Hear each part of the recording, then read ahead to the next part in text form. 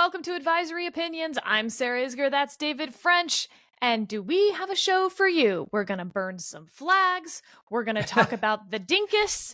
And of course, we've got that amazing Supreme Court interim docket decision on grants 414 what? Plus, special guest Professor Sandy Levinson of the University of Texas and his wife Cynthia Levinson are going to talk about their book, Fault Lines in the Constitution, to answer one of the questions we get a lot on this podcast. All coming up on Advisory Opinions. All right, David, I think we got to start with some flag burning. The president has issued an executive order not criminalizing flag burning, because that's not an option after Texas v. Johnson, but saying that the Department of Justice should prioritize other crimes that may have occurred if a flag was also burned. So think disorderly conduct, incitement, etc. I thought that we should start with Texas v. Johnson, just to give everyone a reminder what the 80s felt like, and go from there as to why that dog won't hunt either. So, David, I was actually writing something on Texas v. Johnson a little while ago and did, some good research into the background of that case. Can I read you what I wrote that I never published? Yeah, please. I'd love that. Okay. Joey Johnson was the last of the true hippies. As thousands were gathering in Woodstock, he was coming of age as a 13-year-old living on an American military base in West Germany with his stepfather. He was already opposed to the war in Vietnam and spent his time reading about draftee protests. In just a few years, he was back in the United States, a high school dropout and a member of the Revolutionary Communist Youth Brigade, ready to be one of those protesters he'd idolized while in Germany. But by the mid-'80s, the anti-war movement he had so wanted to be a part of had largely petered out. Bell-bottoms and free love had been replaced by pinstripes and greed is good.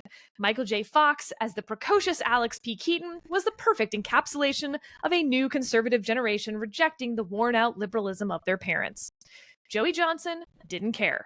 When he showed up to Dallas for the Republican War Chest Tour, he was ready. The Republican National Convention represented everything he hated. Reagan, the swaggering cowboy made for the perfect nemesis. Quote, "Ronald Reagan, killer of the hour, perfect example of U.S. power," he chanted. Not that Johnson supported Democratic nominee Walter Mondale either. Reagan, Mondale, which will it be? Either one means World War III was in the rotation at that protest as well. They weren't just protesting one side, the entire system was rigged. About 100 people had showed up for the protest. Some were there for the mayhem. They spray-painted buildings, staged die-ins, knocked over the cement ashtrays that still dotted the downtown area. One protester climbed a nearby pole and pulled down the American flag. Johnson grabbed it and kept moving toward City Hall. He pulled out a bottle of kerosene he'd kept in his pocket, doused the flag, grabbed a lighter from his other pocket. Now it was a proper protest. The First Amendment says Congress shall make no law abridging the freedom of speech, but with setting fire to America's most sacred symbol, speech, what kinds of protests were the First Amendment designed to protect? So, David, the Supreme Court decided this case 5-4 back in 1986. They invalidated flag-burning laws in 48 states. Justice Scalia, very famously, this is the example he would often give of if you're a judge who doesn't rule against their own policy preferences, doesn't have opinions that they don't like, that you're not a very good judge, because he abhorred flag burning, but in fact voted with the majority in this. And I actually thought Justice Kennedy's opinion, his concurring opinion in this case, was quite breathtaking. I'll just read a little piece of this. "I write not to qualify the words Justice Brennan chooses so well, for he says with power all that is necessary to explain our ruling. I join his opinion without reservation, but with a keen sense that this case, like others before us from time to time, exacts its personal toll.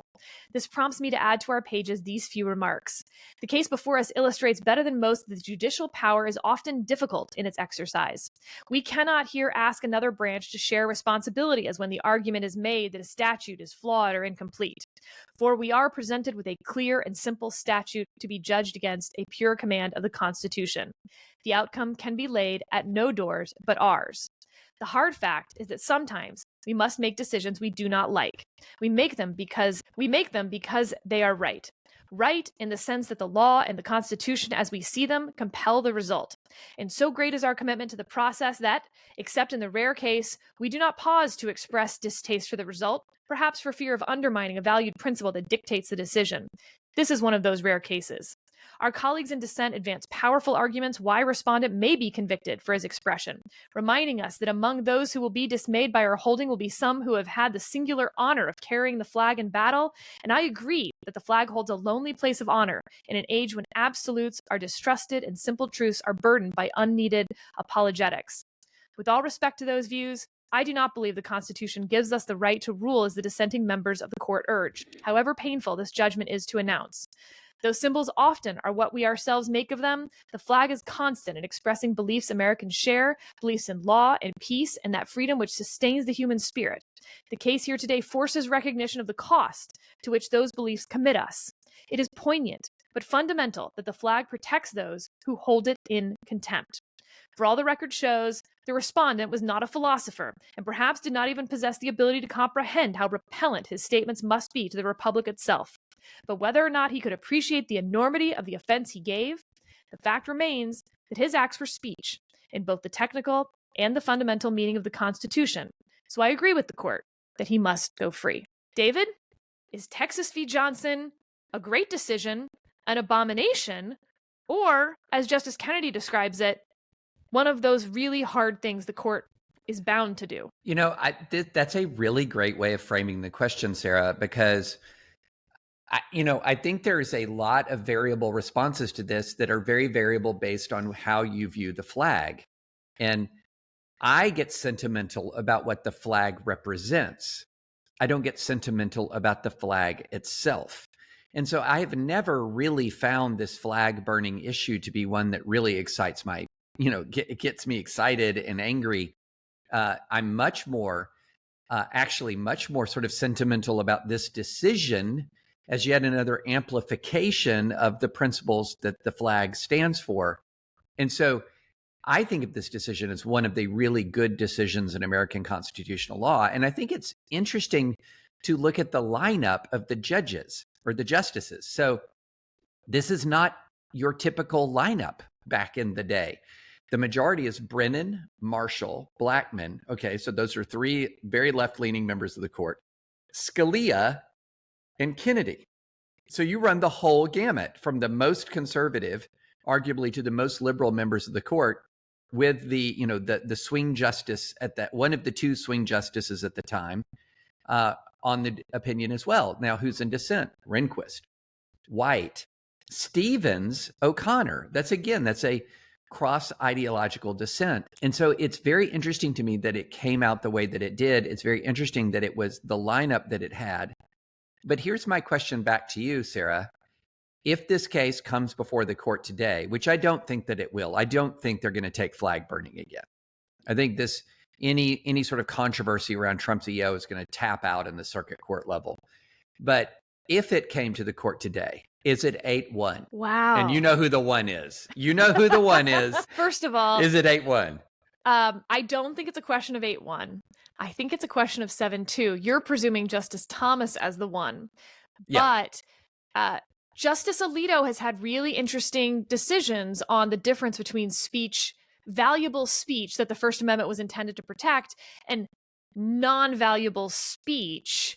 The Crush video where you kill, kittens with a high heel for sexual arousal, the protesting military funerals, things like that. Now, where I think Justice Alito is your swing vote here, to the extent we think a 7-2 decision is swinging anything, because he's talking about speech that has no value in the political arena, as protesting the Republican National Convention in 1984. That is the political arena. That's sort of the definition of the political arena. Right. And burning a flag is, the epitome of that protest. So I don't know where Justice Alito would come out, but that's where, that's, I think, your swing vote. Do I think there's anyone else who would cross over? I mean, I guess you're right. I guess I don't think so. We have a very speech protective court right now. And we Yeah. have really since Texas v. Johnson. And by the way, I think I said that was 1986. That's crazy. It was the protest was the 1984 Republican convention. The decision was 1989. I can't believe I messed that up. But hours after Taylor Swift got engaged. I mean, how could I not know everything that happened in 1989? Congratulations, TNT. So high school. I mean, think about their kids, man.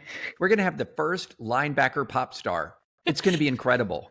Right? Your English teacher has married your gym teacher. And anyway. Yeah. Okay, we're a little off thing. Anyway, yeah, so I think it's either 8-1 or 7-2. I think this is a very speech protective court, but the dissent was talking about this being conduct, not speech, and that there were other ways to get your message across, right? Like if your message is the RNC and whoever the Republican nominee is sucks.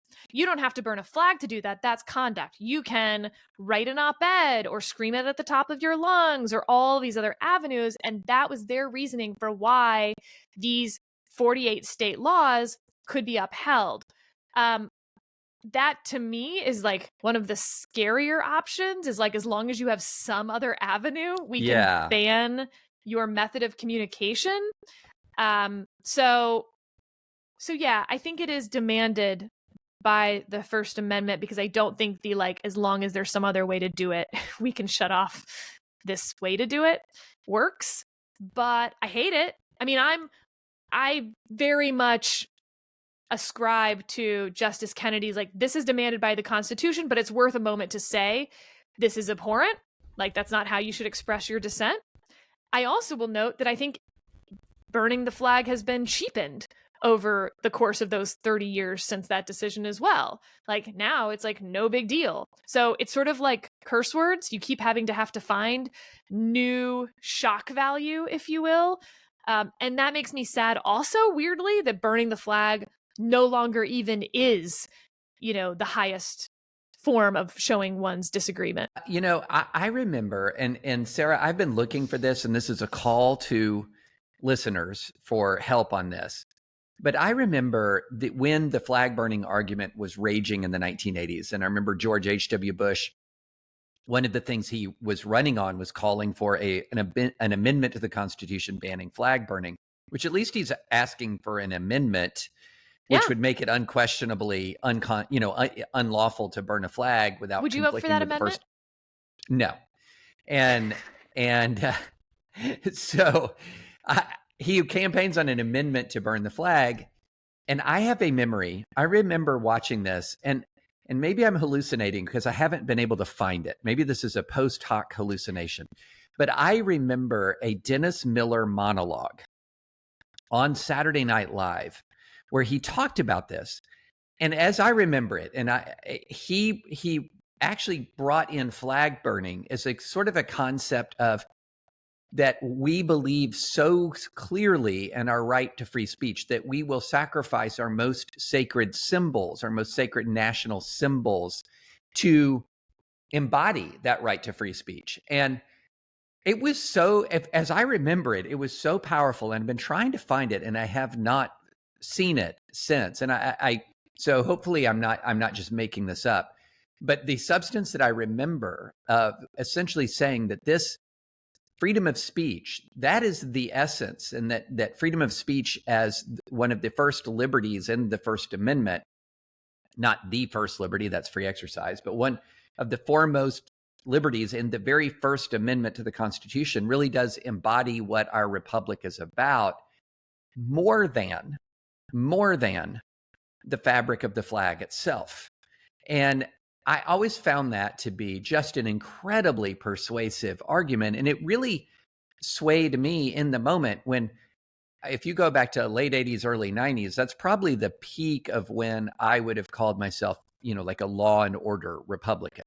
That, this is when violence is at a level that we right now would shudder to think of. I mean, late 80s, early 90s, violence in America was out of control. And I was very much of a sort of a law and order guy.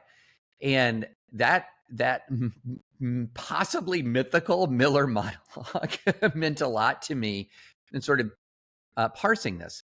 But Sarah, I think it's two things we have to address here. One is what we've already done, which is Texas v. Johnson and what the Supreme Court has held. The other one is the EO itself, That's right. which is not at all. It is not at all what the White House is portraying, what Trump said it was.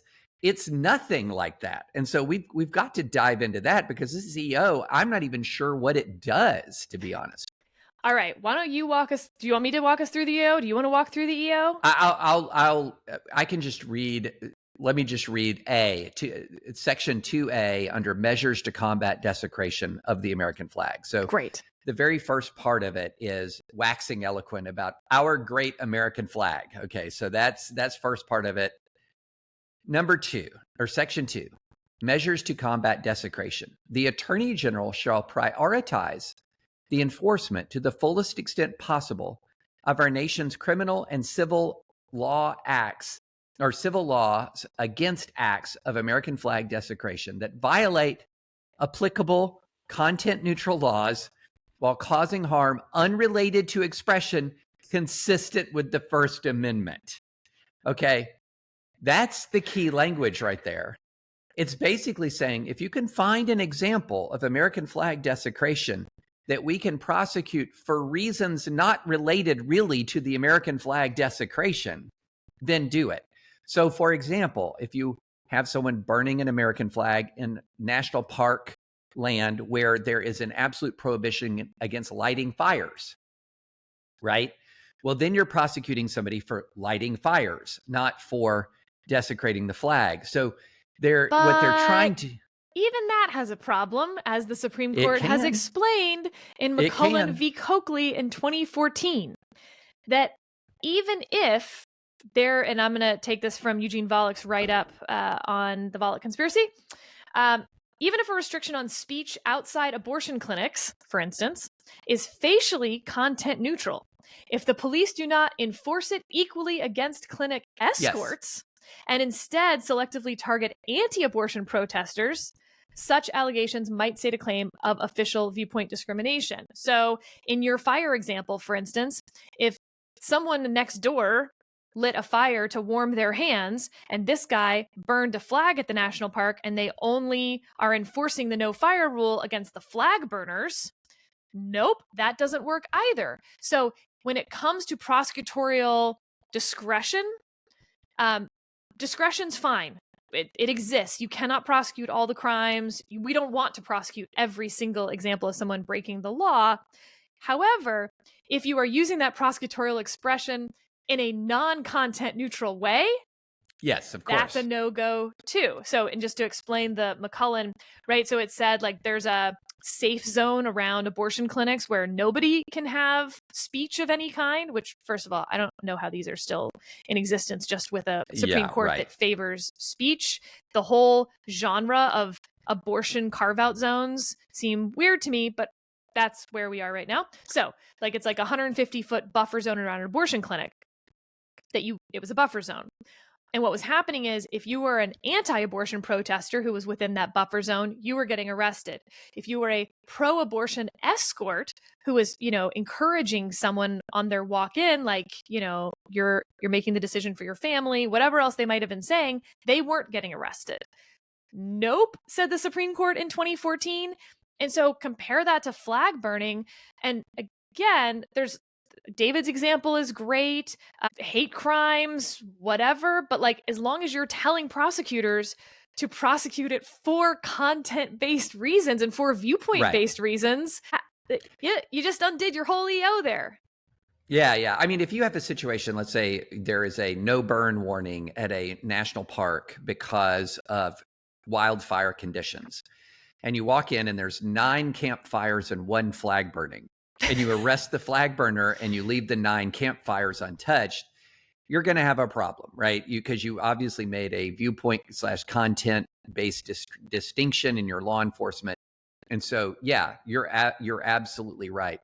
There's another issue that arose, mainly arguments that I saw online from people defending this, because they said, well, ordinarily, I would not want to suppress free speech around flag burning. But what we have seen is people prosecuted for desecrating or destroying pride flags.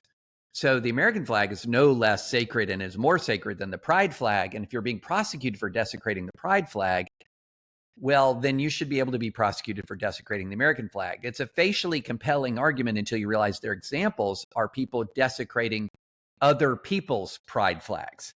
So in other words, if you deface... if someone comes and burns your American flag, we're going to prosecute that person. Right.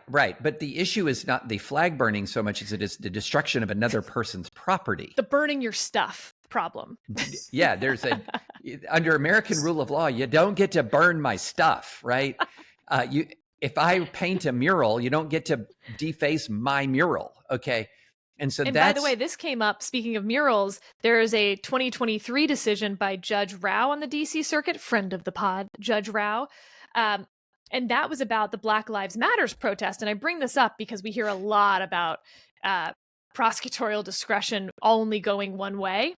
But this was an example where, yes, the Students for Life of America, where the Frederick Douglass Foundation and Students for Life of America were arrested for The Frederick Douglass Foundation and Students for Life of America were arrested under a defacement ordinance, but the Black Lives Matter protesters, who were also covering streets, sidewalks, storefronts with paint and chalk, were not arrested, even though they were in open defiance of the defacement order. Actually, sorry, let me retake that one more time. Sorry. Okay. During the summer of 2020, during the Black Lives Matters protests, the Frederick Douglass Foundation and Students for Life of America chalked, quote, Black preborn lives matter on a public sidewalk. They were arrested under a defacement ordinance. And what Judge Rao was writing about was the fact that none of the Black Lives Matters protesters, who were all chalking, painting, storefronts, sidewalks, etc., none of them got arrested for chalking Black Lives Matter, but chalking Black preborn lives matter got someone arrested. That's like the best. I mean, that's 2023. Right. This EO feels like exactly that. And David, those people would have a point, i.e., there have been, whether it's the abortion clinics or Black Lives Matter, where prosecutorial discretion has been used in a non-content neutral way. But the courts have thrown those out, as in people knew that at the time.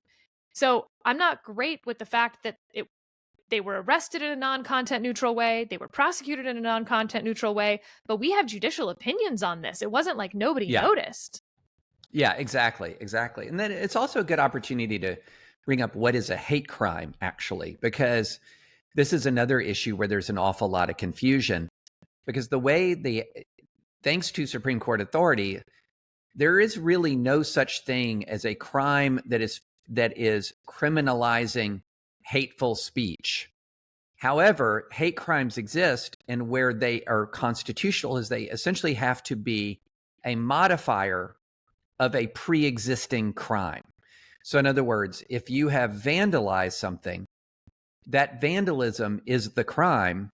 And then the hate crime element is a sort of a modifier that enhances a penalty enhancer related to the hateful content. So if you deface a school building with a can of paint and you say, "Go Grizzlies," which is probably almost acceptable. But if you say, "Go Grizzlies," then there's no hate message there. It's all love. But it's still vandalism. If you deface it with a swastika, you've got the underlying vandalism, but defacing it with the swastika creates the penalty enhancer. And so when you're talking about that kind of construct, and people are saying, well, it's a hate crime when you deface a pride flag, again, there has to be a defacing of somebody else's pride flag. Because if you burn your own pride flag, that's not a crime. And the fact that you burned a pride flag does not then make it a hate crime because it's a symbol of gay rights. If you're burning your own flag, you can absolutely do it. It's the enhancer that exists when you commit another crime. And so that's the way to think about it. Now, again, as you're saying, Sarah, these double standards have existed, but they've been recognized and they've been dealt with judicially. I have an early copy of a law review article that has not been published yet. And I wanted to share it with you because it's going to be relevant to our conversation about the Supreme Court.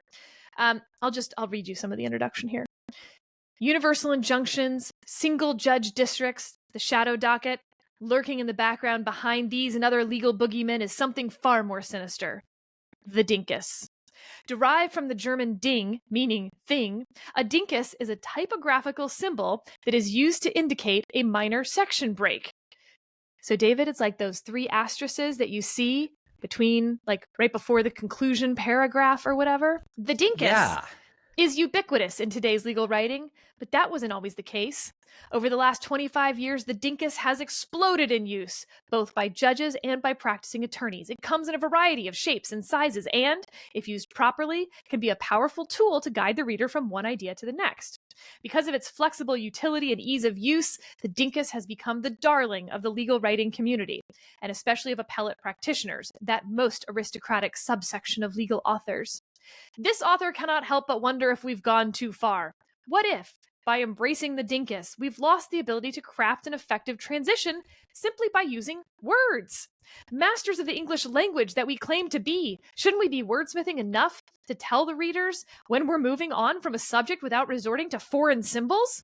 This author openly concedes that there is a place for the well-timed dinkus, but he worries that it has become a permanent crutch used at the end of an ever-increasing percentage of sections rather than an exception to the ordinary conclusion used when really needed. After offering a short history, this essay catalogs the proliferation of the dinkus in American legal writing. It reports, among other statistics, a rise in use of 100% in Supreme Court opinions since the beginning of the 21st century, and a rise in use of 200% in Supreme Court briefs in just the last 8 years. This essay also examines the different dinkus formats employed by jurists, academics, and practitioners, featuring several of the most exotic. It concludes by offering some parting thoughts on whether the dinkus, heralded as the sine qua non of a modern summation and a cure to our prolix, is really the boon we think it is. So thank you, Jack DeSorbo. I can't wait to post this in show notes when it is published. And if folks aren't familiar with the Green Bag, this is where law review articles of this style generally end up. It is a humorous law review, David. Is that a fair description of the Green Bag? Considering I don't know about it, I'm just going to trust you. I know. The Green Bag is the one that had all of the wonderful bobbleheads of the justices, you know, Justice Scalia holding a lemon and holding off a wolf, etc. Okay, well, that's the dinkus. And David, boy, did we get some dinkuses from the Supreme Court. Dinkai? Oh, interesting question. Yeah, and I would say that while you were talking, I did find online under the Paris Review a 2018 story called An Ode to the Dinkus that begins, 3 months ago, I was a normal person. Now all I think about 24/7 is the dinkus. That's where I am now. That's the problem. That's why I had to share it, because it's literally all I see and all I do. Okay, so David, we have this interim docket decision from the Supreme Court on grants. This was National Institutes of Health versus American Public Health Association. Right. So it's a little complicated and the facts don't matter a ton. But basically, the Trump administration has a guidance document saying, don't give any grants to DEI stuff. And they pulled back grants that they felt like were DEI stuff. The court split 4-1-4 with Justice Barrett as the swing vote in this decision. Well, we'll get to that question mark in a second. Basically, 4 justices thought this whole thing could go through the normal district courts, in this case, the District of Massachusetts. 4 justices thought it needed to go through the Court of Federal Claims, where you go if you think the government owes you money. And 1 justice, Justice Barrett, thought both. And because she was the one, right, she makes up that 5th vote for the majority, so, like, she wins. So, for your guidance document lawsuit, you need to go through the district court. And for the government owes me that grant money lawsuit, you need to go to the Court of Federal Claims. It is chaos, David. And it was 36 pages of opinions. There were lots of opinions. So you have the 4 justices, the Chief, Sotomayor, Kagan, and Jackson, saying everything should go to the district court because this isn't a lawsuit sounding in contract. This isn't a contract dispute. They're saying the guidance document violates the First Amendment, and so their grant wasn't given to them for a reason that violated the First Amendment. That's a normal lawsuit. Send it to the district court. Then you had Thomas, Alito, Gorsuch, and Kavanaugh saying, well, your remedy is that you want money from the federal government, right? That grant money. Well, that's what the Court of Federal Claims does. So please walk over here and file your lawsuit here. You can still have your whole lawsuit. What's the problem? But we send claims against the government for money because of sovereign immunity issues to the Court of Federal Claims. They're specialists in this stuff. And Justice Barrett says, well, look, part of it is your guidance document First Amendment claim, and part of it is that you want money from the government. Those can be 2 separate lawsuits.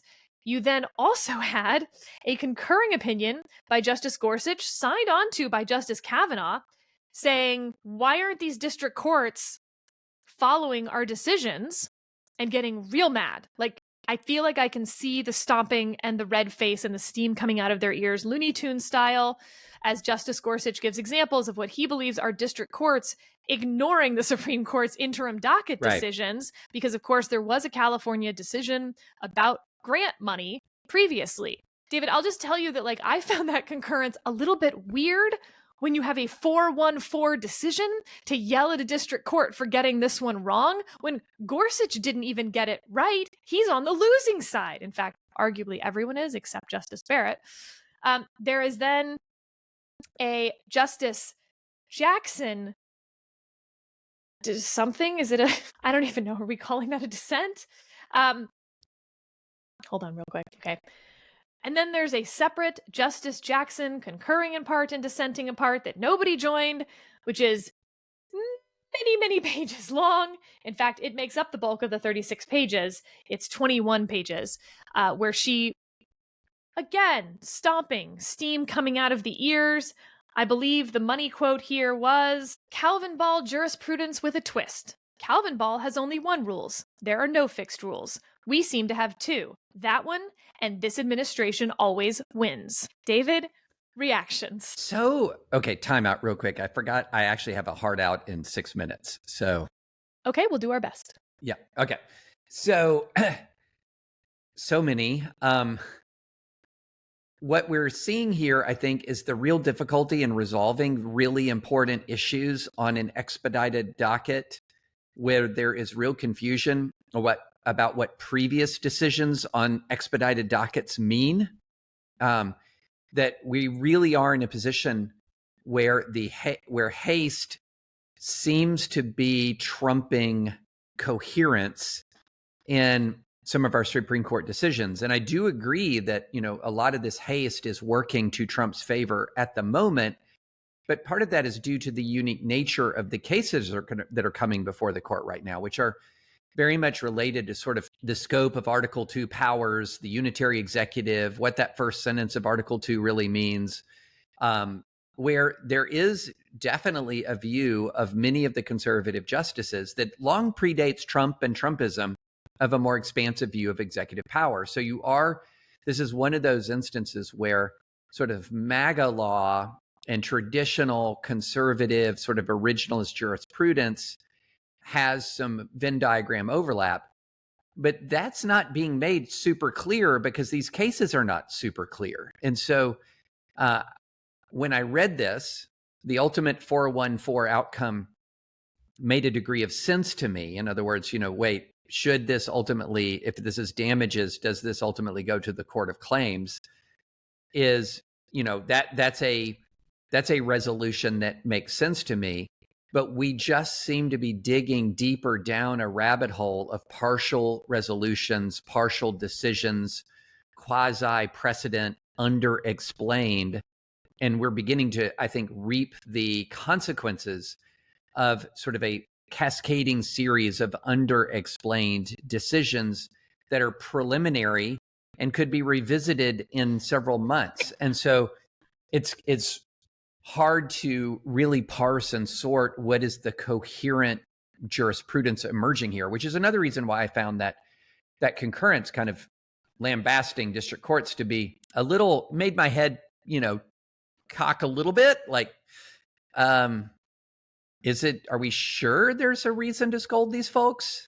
Have you really provided them with so little wiggle room? So here's where I'm torn on that. I did not like the concurrence. I thought it shouldn't work because it was only in June that we first saw the chief say that these opinions carry precedential weight. They were on an interim basis. Nobody really knew what they were even. So, but let me read you what the district judge wrote back in May, the district judge that this now at least partially overturns. Speaking of the Supreme Court, Justice Robert Jackson famously said, "We are not final because we are infallible, but we are infallible only because we are final. As always, the determination of the Supreme Court matter. Only here, the most relevant Supreme Court determination is not final, at least not yet. And therein lies the problem. Because the Supreme Court, on a 5-4 vote, has seen fit to enter an emergency interlocutory order in a somewhat similar case," he's referring there to the California case, "its language provides guidance in other cases, but without full precedential force. So, it is that this court, after careful reflection, finds itself in the somewhat awkward position of agreeing with the Supreme Court dissenters and considering itself bound by the still authoritative decision of the Court of Appeals of the First Circuit, which decision the Supreme Court modified but did not vacate." Okay, well, that makes the concurrence make a little more sense, right? You have a district judge say, "Yeah, I know that decision that you made is somewhat similar, but I agree with the dissenters, and it doesn't have full precedential value, so I'm going to ignore it?" So in that sense, it's a little different, but it also was in May before, they had written that these do have full precedential force. But I felt the tone was a little off in this concurrence, given the timing. Nevertheless, saying the awkward position of agreeing with the dissenters. Well, that's not awkward. That's not your job. Yeah. That's where the district court, I think, went awry. I still am in agreement with you on the concurrence, but I think if you're going to critique a district court, critique it based on that specific language where he's like, "Yeah, I found the dissent more persuasive." Not how it works. Not how it works. You go from the district court to the circuit court to the Supreme Court, and then the district court decides which side in the Supreme Court which one is better. Yeah. It's not an opinion. It's a presented for your consideration menu of arguments. Right. All right, David, let's welcome our guest, Professor Levinson from the University of Texas, visiting this semester at Harvard Law School, and his wonderful wife, Cynthia Levinson, who have written Fault Lines in the Constitution, the Framers, Their Fights, and the Flaws That Affect Us Today. This book goes back a long time, but the newest edition has lots of very recent examples. Hard to imagine, David. I know that there's recent examples of constitutional struggle in our society right now, but it's an incredible book that, David, I know you looked at it as well, but it's both fun to read as a lawyer who does this, but also this feels like a book you could hand to your high schooler, and it would be fun for them as well. Thank you guys for joining us to talk about this. Thank you. Yes, the pleasure is ours, I assure you. Okay, so top line, this is a book that is critical of the Constitution, or at least points out the things that we still fight over. How did you get the idea for this? The idea actually came from our editor at Peachtree Publishers. She had given her father a copy of one of Sandy's previous books. Which one was it? Framed, America's 51 Constitutions and the Crisis of Governance, published in 2012, which seems an eternity ago. And her father, who was not a lawyer, her father was a doctor. He liked the book so much that our editor, Kathy Landwehr, asked if we could adapt it for young readers. So that's how it came about. And Of we course, just we talked about the forget. pardon power on the last episode. And lo and behold, chapter 13, the pardon power.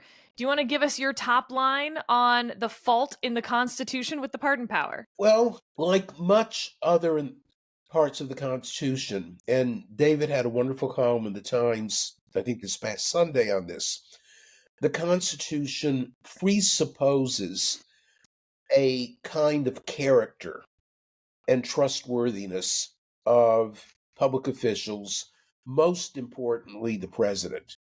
And so the Constitution, I think correctly read, gives the president basically limitless power to pardon.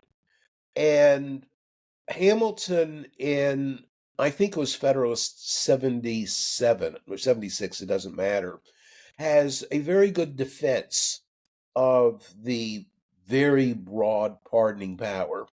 But I would combine it with Federalist 68, in which Hamilton, sincerely or not, I don't really care, says we are guaranteed trustworthy presidents because of the Electoral College, that the Electoral College will be the guardrail that will prevent the selection of a demagogue.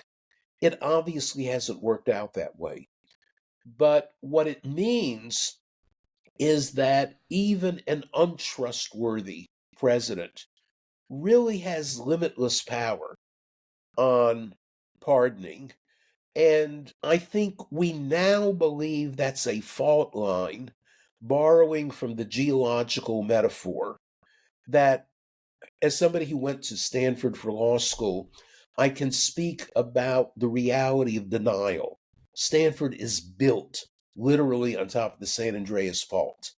And of course, it destroyed San Francisco in 1906. But we simply deny that that's going to happen again. And that's very functional.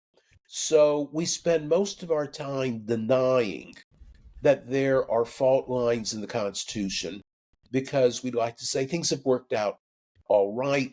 Even presidents we don't like have had something admirable in them. But now we are face to face with the fault lines, and it turns out the pardoning power is one of them. One last comment. Long ago, I wrote something saying that the anti-federalist critics of the Constitution had touches of paranoia in them when they criticized the pardoning power. What they said is, the president will simply work with a cabal to take over the country and then pardon everybody.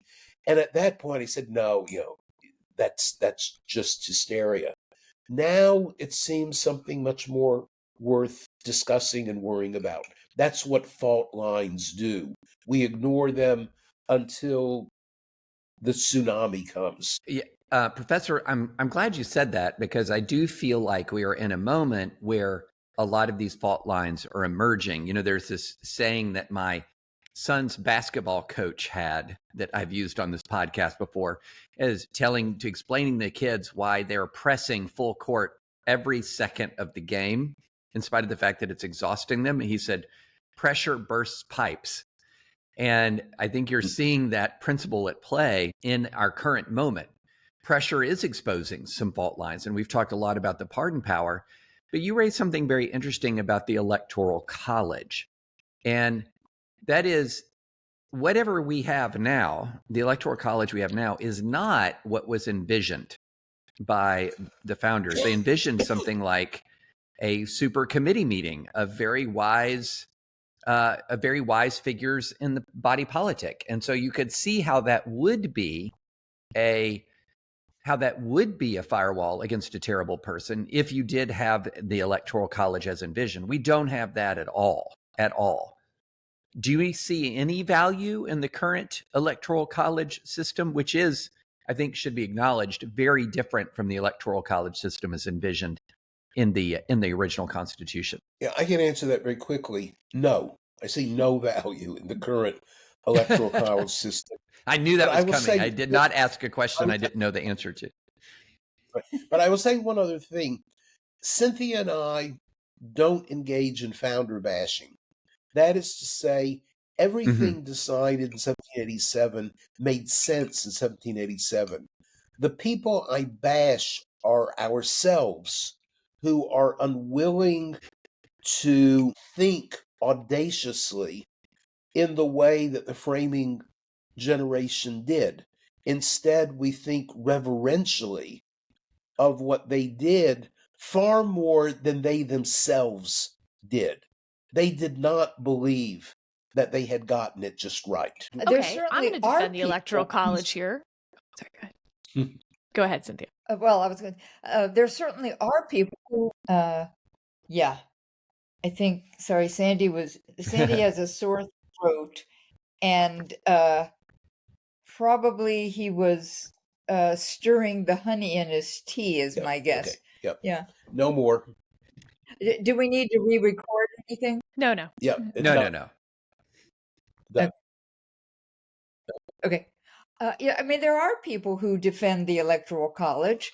The issue of the populations of different sized states has been persistent from the very beginning in regard to enslaved people, in regard to representation in government. And there are people who say, well, we need the Electoral College to protect big states or small states. So there are arguments to be made, though I agree with Sandy, certainly the way it's panned out now, I don't defend it. But Sarah, perhaps you do, or would give a rationale for it. Defend the Electoral College. I agree 100% with all of you that it is not serving the function that the founders thought it would serve. Fair enough, right? They didn't ever envision a popular vote. And I think the waves of populism that the United States had experienced over the last 230 years. Nevertheless, the Electoral College basically mimics the bicameral, Connecticut Compromise of having popular size representation from the House, plus you get your, +2 from the Senate. And so in a country that has gone from rural to urban, where we have such a massive heterogeneous country, the Electoral College actually balances out that popular vote to make sure that presidents don't just spend all their time in New York, Los Angeles, and Houston campaigning, but have to actually go to these swing states, and the swing states change really frequently. And I think that is a good thing for a Republican system of government, that presidents don't just need to get elected by the same few cities and really like high population centers. That would make it basically an all TV election. There wouldn't be much retail politics. I actually think the system as it is, not the one envisioned, I'll give you that, works better than the alternative. It's interesting that you mentioned Texas. We live most of the year in Texas, which rarely sees a presidential political candidate except for raising money, because it's so obviously in the Electoral College going to swing strongly toward Republican vote. So, but that's not in your lifetime, though. In your lifetime, Texas has been a swing state. But I mean, the major problem I see with the Electoral College is the winner-take-all feature. That agreed. I hate that. Completely distorts the campaigning, so that indeed almost all advertising, most all campaigning takes place in the swing states. And what makes swing states is precisely the winner-take-all feature. I would not pound the table about the Electoral College if we had a different way of allocating the votes. But what it does in operation is basically to make the votes of Republicans in California and New York irrelevant, or of Democrats in contemporary Texas or Florida irrelevant, And I just don't think there's a defense for that. But the original notion of the Electoral College made a great deal of sense. And if we were to have the Constitutional Convention that I continue to want, I can easily see bargaining with Sarah about keeping a form of the Electoral College in return for other things that I consider more important or more dangerous to the order. There's also the issue of candidates who win the popular vote and not the Electoral College vote. I find it hard to defend that, frankly. And we know why would we have an electoral college if it always reflected the popular vote? Like, that would sort of defeat the purpose. But I absolutely agree that moving to the Nebraska Maine system, where it's not, you get all of the electoral college votes from the whole state, would be fine with me. I like the Nebraska Maine system better. But I also like federalism, and I like states to get to make their own decisions about stuff. So you like federalism, which, like a lot of liberals, I have rediscovered over the last 8 years. Welcome. Well, but one of the differences between the third edition and the second edition of the two new chapters is that there's actually a chapter on secession.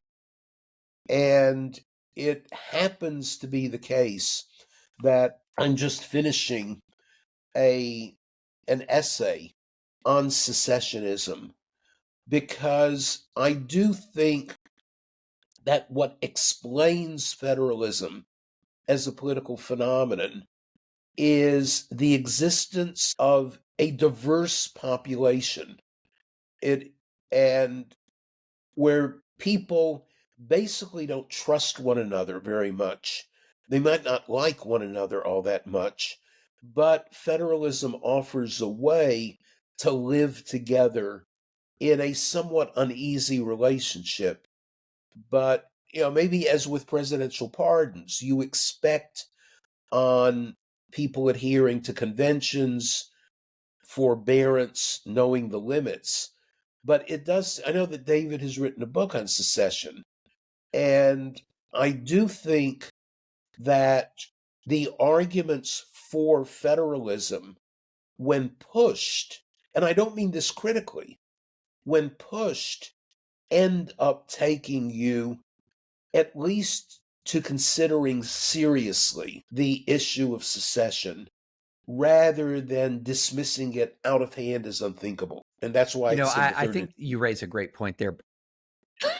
You raise a great point there, Professor, because I think that one of the ways of looking at the Constitution, and you raised a very good point earlier about how the founders did not look at this Constitution as this thing that was fixed and immovable. That's why they included an amendment process. And I think they would perhaps be surprised that 200 plus years later, we only have a little more than 24 amendments, and 10 of them were all in the first couple of years. I think that would actually surprise them a bit. But I do think that there is a difference between saying this is the ideal form of government that they could create, and that versus this was the best they could do. And I think that that's a very big historical distinction. I think a lot of people are taught, well, the founders, sort of this worshipful sort of view of the founders is, look, these guys created the best system of government on earth. And if you're trying to mess with the Constitution, you're messing with the best. I think the better view of it is they did the best they could reasonably under the circumstances to create a Republican form of government with many, many, many real strengths. But there are weaknesses, and those weaknesses have been exposed. And that's why I think the constitutional amendment conversation is so fascinating. I think it is the germ of real reform. I would look at an electoral college constitutional amendment as the most remote of possibilities, simply because it would require too many of the small states to voluntarily give up their influence. So it makes it very tough to think that they would ratify it.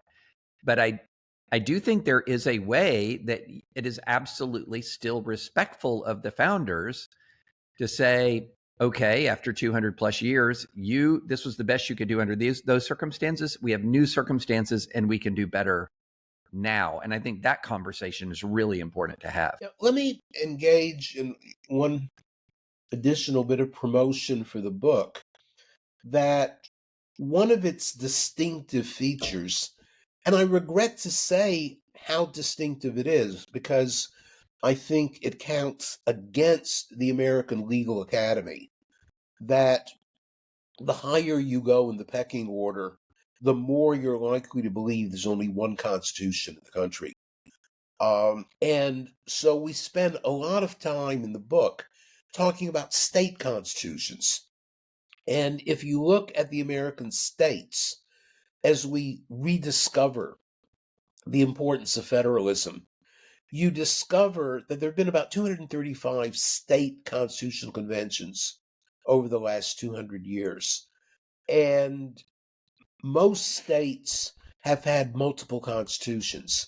People don't venerate their state constitutions. Most of them don't know they've got a state True. constitution. But the real point is they treat state constitutions instrumentally. So they're always being amended. And I think that's a good thing. David has mentioned how few constitutional amendments there are at the national level. I think that's a bad thing. I wish that we, the people of the United States, had more of the same attitude that we, the Texans, or we, the New Yorkers, or we, the Californians, etc., have about their state constitutions. You mentioned Nebraska.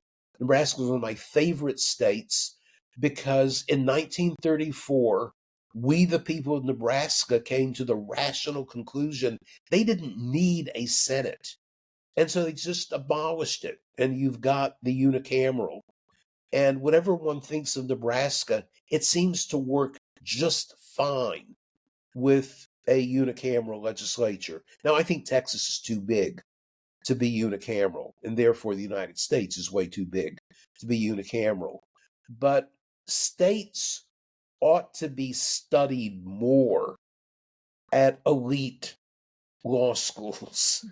And one of the things I like about our own book, and one of the reasons that I unabashedly will be assigning it to my students at the Harvard Law School beginning in 3 weeks or so, is that it is the only book readily available that, in fact, compares the U.S. Constitution with state constitutions and invites students to say, okay, here's what we do at the national level.